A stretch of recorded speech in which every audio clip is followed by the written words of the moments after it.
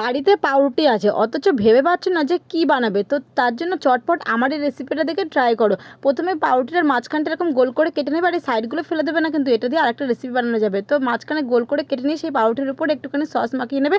এবার এর উপরে চাইলে তোমরা ধনেপাতা চাটনিও মেশাতে পারো। আমি এখানে শুধু টমেটো সস দিচ্ছি, আর সাথে লাগবে দুটো ডিম সেদ্ধ করে নিয়েছি। ডিমগুলো কিন্তু পাতলা পাতলা করে কেটে নিতে হবে।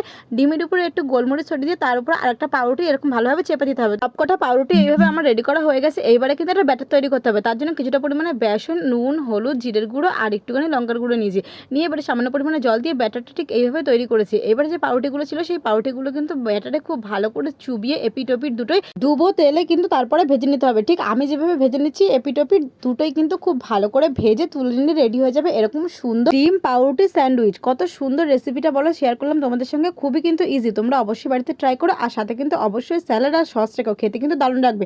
এরকম নতুন নতুন রেসিপি দেখার জন্য চ্যানেলটা কিন্তু ফলো করতে হবে।